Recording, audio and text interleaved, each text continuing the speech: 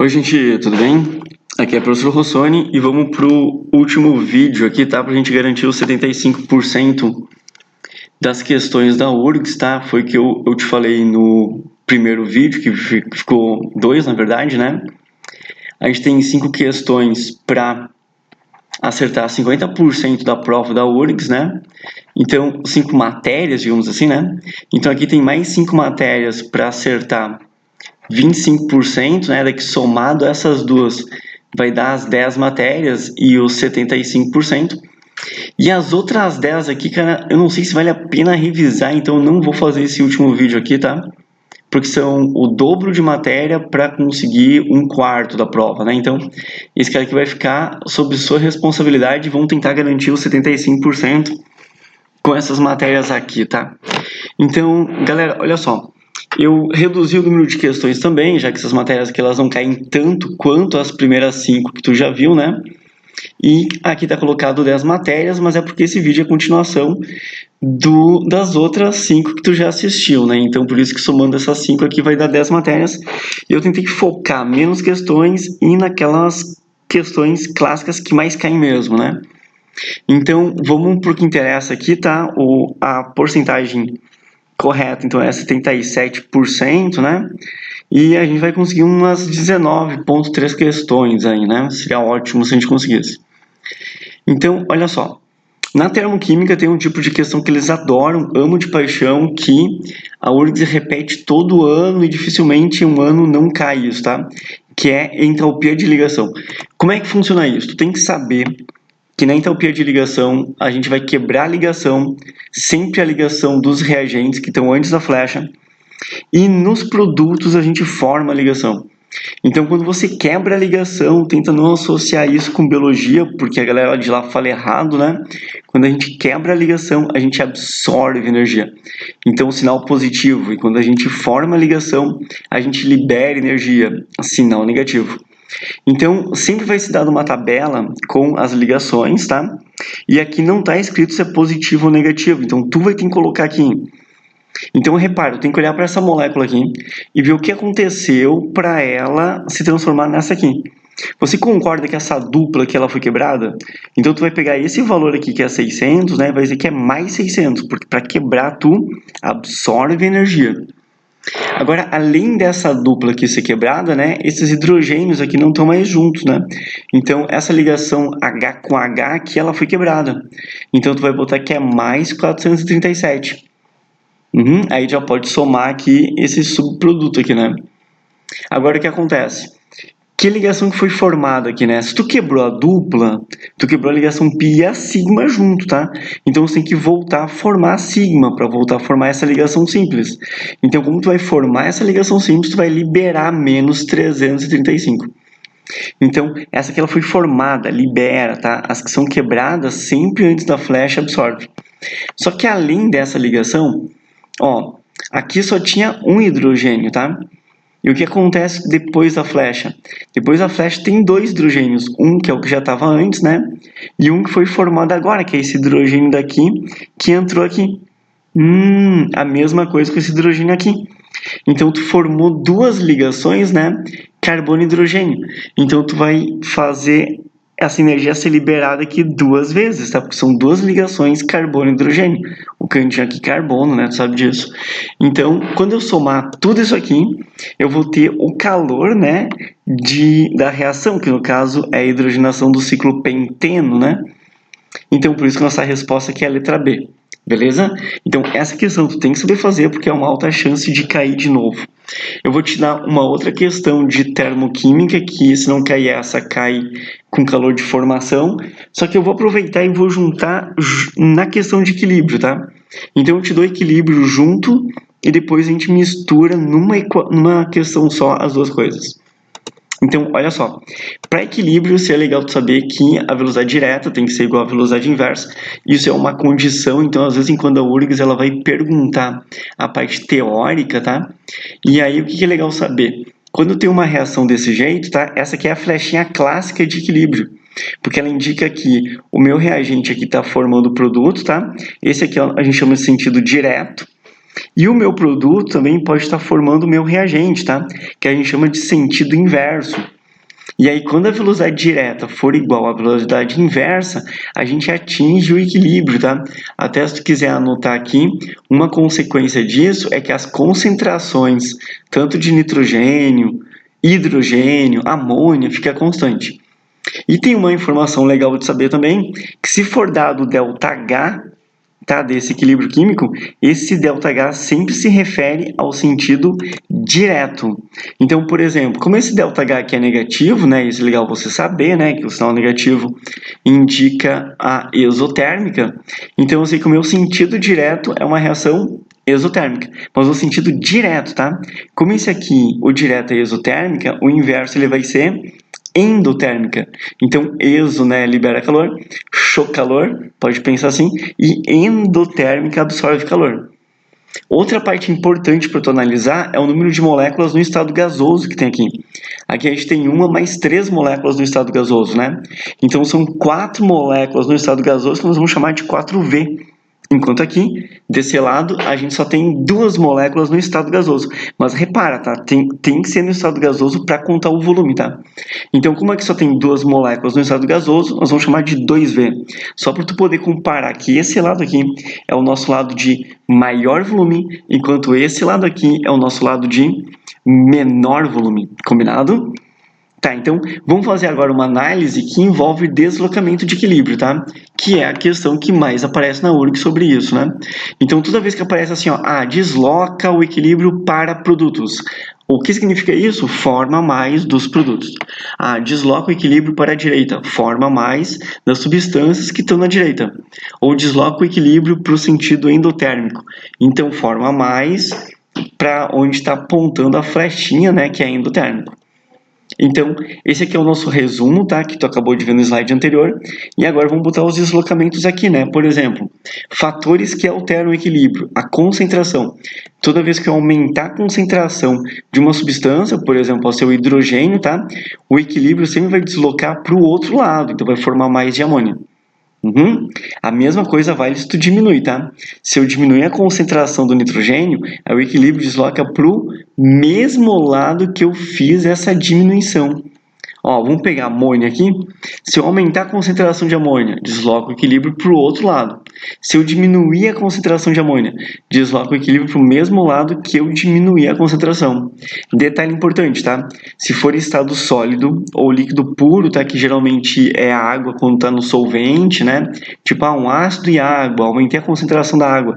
Cara, não tem como aumentar a concentração da água, porque a concentração da água é constante, tá? É sempre 55,55 mols por litro, então a gente não consegue ficar aumentando a concentração de líquido puro nem de sólido, tá? Então não tem sentido falar isso. Por isso que eles não deslocam o equilíbrio. Agora que tu já analisou os lados aqui que tem maior e menor volume, né? A gente pode brincar com a pressão. Olha só, toda vez que eu tiver um aumento na pressão, tenta imaginar, faz com as mãos assim, tá aumentando uma pressão, você consegue ver que o equilíbrio vai ser deslocado para o lado de menor volume. E se tu reduz a pressão, o equilíbrio desloca para o lado de maior volume. Só claro, tem um detalhezinho, né? Se a gente tiver volumes iguais dos dois lados, a pressão ela não consegue deslocar o equilíbrio, né? Porque daí não tem lado de maior e menor volume para a pressão fazer o sistema ir para um lado para o outro. E na temperatura é importante porque assim, como a gente já sabe qual é o sentido exotérmico e endotérmico, né? Se eu aumento a temperatura, eu dou energia que favorece o sentido endotérmico. Então essa reação vai absorver calor. Então, aumentei a temperatura, desloca para o sentido endotérmico. Se eu diminuir a temperatura, aí a reação libera calor, tá? Porque nem tem como absorver daí, né? Então nem tem como favorecer o endo. Então se eu diminuir a temperatura, botar essa reação num freezer, numa geladeira, o sentido favorecido é o exotérmico e tem um detalhezinho especial com a temperatura, que é o único fator aqui que altera o Kc, que é a constante de equilíbrio, até aquela história de concentração do produto sobre concentração do reagente, né? Beleza? Então vamos tentar misturar isso com termoquímica. Eu te dei aqui o calor de formação, repara que apareceu o ΔHF, tá? Que está escrito, quando aparece ΔHF a gente já sabe que é calor de formação. E agora o que acontece? Eu quero saber primeiro qual é essa reação aqui, se é endo, se é exo, porque eu vou aumentar a temperatura e eu quero ver para onde é que desloca. Então o que acontece? Reescrevi minha equação aqui e tu vai pensar da seguinte maneira, tá? Ó, esse cara aqui que é o CO, que ele está aqui antes da flecha, se ele tivesse sendo formado do lado de cá, tá? Lá dos produtos, eu vou escrever aqui, produto, ele estaria sendo formado. Então, o calor de formação dele, ou a enthalpia de formação dele, seria menos 110,5. Como ele está desse lado aqui, que é o reagente, então ele está sendo quebrado. Então, é o contrário. Então, a gente põe que, em vez de menos, né, ele vai ser mais 110,5. Tudo bem? Uhum. A mesma coisa desse lado aqui, tá? Ó, o NO2, ó, repare que o NO2, para formar ele, é 33,2. Então, se eu tivesse do lado de cá, seria 33,2. Como ele está do outro lado, que ele não está sendo formado, está sendo quebrado, então fica menos 33,2. Repara aqui no CO2, ó, para formar 1 mol de CO2, sempre o calor de formação, combustão, de ligação é por mol, tá? Então, para formar 1 mol desse cara é menos 393,5. E realmente eu deixei com o sinal, não precisei inverter porque ele está do lado que eu quero, que é o lado que está sendo formado, né? A mesma coisa com o NO. Cara, olha só, para formar ele é mais 90,3, né? Então, para formar aqui também é mais 90,3. Se tivesse 2 aqui, eu ia multiplicar por 2, tá? Porque isso aqui é sempre para 1 mol. E agora, sem fórmula, sem nada, eu só somo tudo isso, tá? Que vai acabar dando menos 226,7. Então, eu já sei que essa reação aqui é uma reação exotérmica. Então, essa reação é exotérmica para cá e, consequentemente, ela é endotérmica no sentido inverso. Então, se eu aumentar a temperatura, favorece o sentido inverso, né, que é endotérmica. Então, ele diz que desloca no sentido dos produtos. Não, gente, está errado. É no sentido dos reagentes, né? Tá aí o aumento da pressão. Deixa eu ver, tu concorda que aqui tem 2V de volume, porque são duas moléculas no estado gasoso, né? Uma, duas. E desse lado aqui, pô, 2V também. Então, como meu volume é igual, a pressão, ela desloca o equilíbrio nessa reação? Não. Agora vamos para outra. A adição de CO2. Deixa eu ver onde é que está o CO2. Está aqui. Se eu adicionar CO2, tu concorda que vai aumentar a concentração dele? E se aumentar a concentração dele, tu concorda que desloca para o outro lado? Então, vai deslocar no sentido dos reagentes? Sim, essa aqui está correta. E por isso somente a 3 está correta. De boas? Tá, vamos para a inorgânica. Eu tenho só 5 substâncias que eu gostaria que você soubesse mesmo, tá? A primeira vai ser o nosso ácido clorídrico, que ele é conhecido como ácido muriático. É na limpeza pesada de pedras, tá? E decapagem de aço. E o ativador das enzimas estomacais, né? Que é o ácido da nossa azia, né? Do estômago. Tem o ácido nítrico, que é o ácido da chuva ácida. Ele é usado na fabricação de fertilizantes, tá? NPK, que é nitrato, fosfato e potássio, sim, adubo bem importantezinho. E usado na fabricação de explosivos, cara. A URGS, ela não tem muita criação de eutrofização, os negócios assim. É mais decorebinha mesmo, tá? O ácido sulfúrico, cara, ele é também da chuva ácida. Esses dois aqui é legal você saber. A URGS adora isso aqui, dizer que ele é a bateria de automóvel, tá? Que antigamente a gente tinha na bateria de automóvel ácido sulfúrico com chumbo ainda, né? Duas coisas bem perigosinhas, assim, né? Para a ecologia, né? E além disso, ele é o índice de desenvolvimento econômico. Quanto mais a gente utilizar esse cara aqui no país, a princípio maior é o índice de desenvolvimento econômico dele. Show? Então, olha só, tem um ácido carbônico também, que é um ácido instável, que acaba virando gás carbônico e água. Isso é legal você saber, tá? Tem algumas reações que eu vou te mostrar agora que tu vai meio que saber que esse ácido carbônico vira água e gás carbônico. Ele está presente, então, em bebidas que tem gás, né? Tipo, refrigerante, cerveja, champanhe, água com gás. Enquanto o ácido hipocloroso, ele é desinfetante, né? Geralmente compra o ácido hipocloroso, na verdade, na forma de hipoclorito de sódio, e aí na água ele forma o ácido hipocloroso, né? Então, o segredo é esse hipoclorito aqui, né? E essa ação desinfectante é usado, por exemplo, que era no tratamento de água, nas estações de tratamento de água, tá? Para desinfecção, porque elimina os micro-organismos patogênicos, né? Aqui só faltou um G, tá? Patogênicos. Não tem nada a ver com pato, né? São os causadores de doença. Então, como que esse cara aqui é formado, além de ser colocado na água pelo hipoclorito de sódio, tá? Que a gente já compra desse jeito. Ele pode ser com cloro mesmo. Quando a gente coloca cloro na água, ele acaba se separando em HCl, né? Que são íons que ficam separados, e cria o nosso ácido hipocloroso, né? Que é o que vai matar os organismos patogênicos. E além disso, deixa eu dar 3 bases importantes, tá? Hidróxido de sódio, conhecido como soda cáustica ou diabo verde, tu já deve ter usado isso para desentupir pias e vasos, né? Além, ela é higroscópica, tá? Ela absorve água do ar, por exemplo, da tua mão, do que tiver em contato. E saponificação, porque com gordura ela acaba formando sabão, né? Sapão. Ó, amônia, essa criaturinha aqui é a única base, na verdade, né, da inorgânica que sofre ionização na água, porque as outras sofrem dissociação, porque é ligação iônica, e ela acaba formando hidróxido de amônio, né, que é uma espécie química que só existe em solução aquosa. É legal saber que é a única base volátil, né? Tanto que ela tem um nome conhecido como gás amoníaco, justamente porque ela é volátil, né? Então é um gás. E a gente consegue fazer o sangue do diabo, que é aquela brincadeira que a gente coloca a fenolftaleína, né? E a fenolftaleína fica rosa com essa criatura aqui, fenolftaleína. Mas e o que acontece? Conforme ela é volátil, né, ela acaba saindo e a fenolftaleína deixa de ficar rosa e acaba ficando incolor, e é como se o sangue tivesse sumido. Outra coisa que é legal saber é que é a única base fraca, né, que é muito solúvel, porque geralmente as bases fortes, né, que são do grupo 1 e 2, que nem soda cáustica e hidróxido de cálcio, né, são bases fortes e muito solúveis, e as outras que são bases fracas, que não é do grupo 1 e 2, né, por exemplo, hidróxido de alumínio, se aparecer hidróxido de prata, né, então essa galera aqui é base insolúvel e fraca. Mas a amônia não, é a única base que é fraca e muito solúvel, tá? Exceção. Tá, e o hidróxido de cálcio, aquela que mais tem nome, né? Cal hidratada, apagada, extinta, água de cal, leite de cal. Ela é bastante usada em caiação, que é pintar os negócios com cal, tá? Ou em argamassa, que é fazer a construção civil, né? Construir nossas paredes aí de concreto. E aí tem uma reação interessante, que é uma das que mais cai no vestibular, que é essa aqui, né, do cal, que é chamado de cal viva, cal virgem, né, que junto com a água acaba dando o nosso cal hidratado, apagado, extinto, água de cal, leite de cal, e por aí vai. Esse cara aqui a gente pode usar na calagem, né, calagem é corrigir a acidez do solo.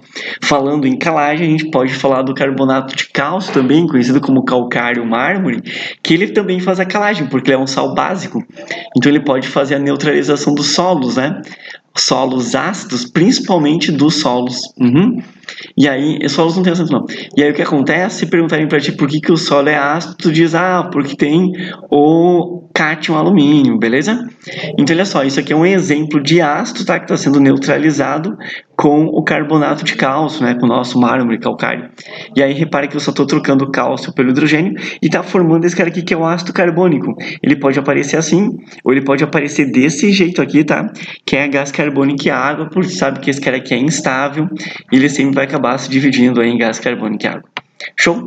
A mesma coisa com o bicarbonato de sódio, tá? É outro sal básico, tá? Tu pode pensar bem fácil que a base aqui tá tanto sódio como cálcio, base forte, né? E esse cara aqui é um ácido fraco, né? Ó, mas pode pensar em hidrólise também, né? Que tanto o carbonato aqui, né? Se a gente colocar ele na água, ele acaba roubando o hidroxônio da água, né? Eu posso escrever isso para você. Ele acaba roubando aqui o hidroxônio da água e liberando hidroxila, né? Por isso que fica um sal básico. A mesma coisa vale para o próprio bicarbonato, né? Porque o bicarbonato, ele também vai roubar o hidroxônio da água, né? Tá aqui. Ó, que linda minha letra. E vai acabar formando o ácido carbônico, né? Só que ele liberou a hidroxila, sim? Porque a água é formada por hidroxônio e hidroxila. Tá, então olha só. É um sal básico e ele pode ser usado como antiácido. Sim, porque se ele é básico, né, ele pode ser usado como antiácido. E, inclusive, neutralização da acidez estomacal, né, que o pessoal toma, saleno, né, e outras coisas que tem bicarbonato. Aí fica aquele efervescente, por quê? Porque nessa reação aqui, né, de dupla troca, a gente troca, por exemplo, esses hidrogênios aqui, né? Junta o bicarbonato com o hidrogênio e forma o ácido carbônico. Mas tu sabe que ele é instável, né? E vai aparecer como gás carbônico e água. Como esse cara aqui é gás, né? Ele acaba saindo, que é aquela história do efervescente. Show? Eu vou te dar mais uma dica sobre bicarbonato, porque a gente faz o fermento com ele. A gente pega um ácido orgânico, né, ácido tartárico, ácido acético, e mistura com esse bicarbonato, que acaba ocorrendo uma neutralização. E essa neutralização acaba dando um sal orgânico, que é acetato de sódio, mas podia ser tartarato de sódio, né? Dando ácido carbônico que eu já botei de composto aqui, né? Beleza? Então, olha só essa questão aqui. Ele vai pedir assim, usado em bateria. Cara, nem pensa, tá? Toda vez que fala isso, a gente sabe que é o ácido sulfúrico. Outra coisa, antiácido. Cara, é o leite de magnésia, tá? Não pode ser só da cáustica, gente, pelo amor de Deus, tá? Porque a gente não pode tomar uma base forte, senão a gente vai morrer, né? Usado em refrigerante. O mais famosinho dele, né, é o ácido fosfórico. Tanto que esse ácido fosfórico, ele é chamado de acidulante. Tá, e usado em produto de limpeza pode ser, por exemplo, né, o nosso hipoclorito aqui de sódio, né, para bactericida, né, ou também soda cáustica, se fosse produto de limpeza para vasos e pia, né, para desentupir, beleza? Mas a resposta que a gente tem é 3, 1, 2, né, 3, 1, 5 e 2, né, que é a letra I. Olha só essa aqui, é uma que ele misturou inorgânica, né, com um pouquinho de reações. Então ele começa com a número 1 que fala assim, ó, a decomposição térmica do calcário produz a denominada cal viva. Cara, olha só, essa decomposição térmica ela não aparece aqui, tá? Eu posso escrever para ti. Esse cara aqui é o calcário, né? E se eu fizer uma decomposição térmica, fizer uma pirólise, aquecer aqui, ele acaba dando a cal virgem e o CO2, realmente. Só que ela não tá aqui, então essa aqui é a número 1 e não tá presente. Mas vamos ver as outras, ó. A obtenção da cal extinta ocorre na reação entre cal viva e água. Vamos ver, quem que é cal viva mesmo? Tá aqui, ó, o cal virgem, cal viva, é o CaO, a água e dando cal extinto. Então, eu já sei que essa aqui tem que ser a número 2, beleza? Que a gente quase matou a questão já. Outra, a cal extinta, que eu sei que essa aqui é a cal extinta, né? Ela é usada na caiação para proteger paredes da umidade. Por quê? Porque ela reage com o CO2 e acaba formando o CaCO3. E esse CaCO3, né, ele forma uma película ali insolúvel, onde a água não consegue penetrar. Então, eu já sei que essa aqui é a 3. E ainda o carbonato de cálcio é praticamente insolúvel em água. Então, esse cara aqui, ele não se dissolve em água. But, olha só o que ele está falando.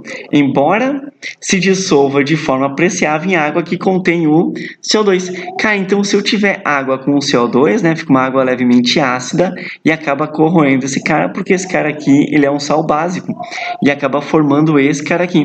Na verdade, essa aqui é a história, tá, da formação das estalactites, estalagmíticas, né, em cavernas, estalactites, estalagmites, né?